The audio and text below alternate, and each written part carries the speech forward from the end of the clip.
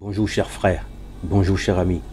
Savez-vous qu'il y a au moins 20 leçons à apprendre dans ce petit verset de Jean 9, verset 1 à 41, juste ce chapitre. Il y a au moins 20 bonnes leçons à apprendre. Mais aujourd'hui, on va voir seulement que 3 leçons, 3 belles leçons à apprendre dans la guérison de l'aveugle de Siloé. La première leçon, quand Jésus a rencontré cet aveugle né avec ses disciples, les disciples ont demandé à Jésus, qu'a-t-il fait pour être aveugle? Est-ce que c'est parce qu'il a fait quelque chose de mauvais ou alors est-ce que ce sont ses parents qui ont fait quelque chose de mauvais pour qu'il soit dans cette situation? Jésus leur a répondu non. Il est dans la situation parce que Dieu veut se glorifier. Il y a des situations dans nos vies qui ne sont pas du fait de notre erreur ou de l'erreur ou de la faute de notre parent. C'est juste parce que Dieu veut se glorifier et il va se glorifier très bientôt dans la situation que tu traverses. C'est bizarre. Personne ne veut la grande épreuve, mais tout le monde veut la grande récompense qui vient avec. Vous vous souvenez de Job? Vous pensez que si Dieu lui avait demandé d'accepter l'épreuve en la lui présentant, il allait vouloir? Jamais. Il a subi et après il a dit merci à Dieu. Parce que Dieu va se glorifier à travers cette situation. C'est un peu comme un magicien, un illusionniste qui par un tour de magie découpe une personne en deux. Devant un public hystérique et étonné, ce magicien sait qu'il va recoller les deux morceaux, les deux pans, les deux parties de l'homme qu'il a coupé en deux. Pourquoi? Pour sa propre gloire à lui-même. Et quand il finit, les gens l'acclament, les gens l'applaudissent. C'est comme ça que Dieu veut faire aussi à travers ta situation. Mon frère, reste tranquille. Comme on dit, calmos. Dieu va venir changer ta situation très bientôt.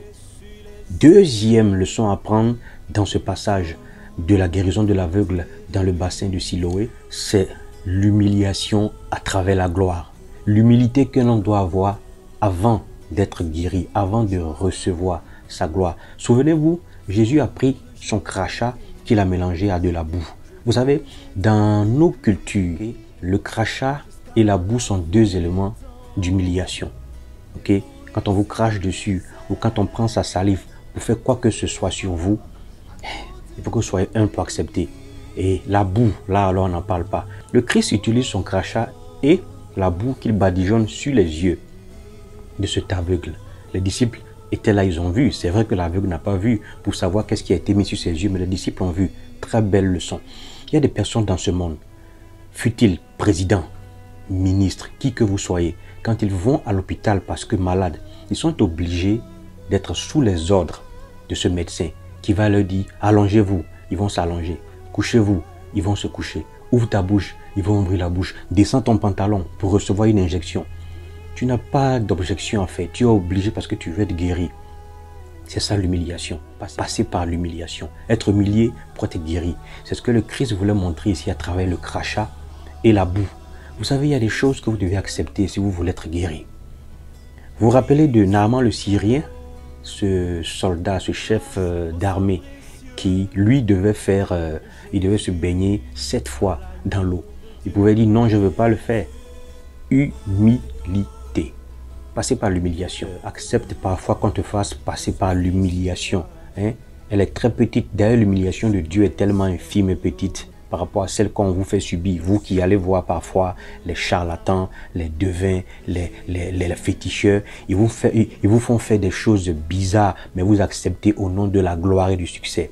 Il y a des gens qui sont obligés de boire des décoctions. Ils ne savent même pas de quoi c'est composé. Certains doivent aller dormir de nuit dans des cimetières ou faire des rituels bizarres, des carrefours devant tout le monde. Mais vous le faites parce que vous voulez la gloire et le succès. Et quand Dieu vous dit humilie-toi, sois humble, vous commencez à discuter. Mon frère, sois humble si tu veux être élevé. Et cette situation par laquelle est passé l'aveugle, c'est une humiliation très petite. D'ailleurs, il n'a même pas vu. Mais nous avons vu et nous savons. Le Christ pouvait le guérir même sans badigeonner le crachat sur ses yeux. Il pouvait dire un seul mot et le gars allait voir. Troisième belle leçon, justement, c'est celle-là, qui consiste à accepter de faire ta part de sacrifice. Vous savez, après que le Christ ait badigeonné, n'est-ce pas, la boue sur ses yeux, le Christ lui a dit, va te laver dans le bassin de Siloé. On ne sait pas la distance qu'il devait parcourir, mais mes frères, mes sœurs, imaginez quelqu'un qui ne voit pas. Comment peut-il se diriger vers un bassin, vers de l'eau pour se laver? Eh bien, c'était sa part de sacrifice qu'il devait faire. Acceptez de faire votre part. Il y a des gens qui veulent recevoir tout de vous et de tout le monde sans rien faire. Ce n'est pas possible. accepte de faire ta part. Encore une fois, le Christ pouvait guérir ce gars sans même qu'il se déplace. Jésus pouvait dire, sois guéri, ou bien vois, et il allait voir. Souvenez-vous, la fille de Jairus, il ne s'est même pas déplacé. C'est là la leçon. Il faut juste comprendre que certains d'entre vous avez besoin de faire votre propre effort, en plus de ce que les gens ont fait pour vous, pour être guéri. N'attendez pas tout de tout le monde et rien de vous-même. C'est l'histoire de ce gars qu'on m'a raconté, qui ayant faim, est allé voir son voisin pour demander à manger. Le voisin lui a dit, je n'ai pas à manger, mais j'ai juste 2 pieds de manioc que je te donne. À lui de dire, qu'est-ce que je vais faire 2 pieds de manioc? Je pensais que tu avais de la nourriture cuite. Le voisin lui dit, alors rends-moi mes manioc, moi j'en ai besoin. C'est là qu'il va dire, ah d'accord, excuse-moi, j'ai compris. Et il est allé voir le voisin à côté pour avoir du feu. Cette même nuit, il a cuit ses manioc et il les a mangés. Mon frère, accepte de faire des efforts. N'attends pas de recevoir tout de tout le monde. C'est bizarre. Aujourd'hui, il y a des gens qui pensent qu'on doit tout leur donner, qu'on leur doit tout. On ne te doit rien. Fais ton effort. Merci. Je récapitule 3 choses dans ce beau chapitre de l'aveugle de Siloé. Numéro 1. Les choses qui t'arrivent dans ta vie, peu importe, qu'elles soient grandes ou petites, Dieu va se glorifier. Il va se glorifier très bientôt. Sois patient, comme on dit. Calmos. Deuxième belle leçon dans ce chapitre, c'est l'humiliation à travers la gloire. Accepte d'être humilié un temps soit peu pour avoir le succès, la gloire. Mais l'humilité précède la gloire, comme on dit. Troisième belle leçon, mon frère, fais ta part.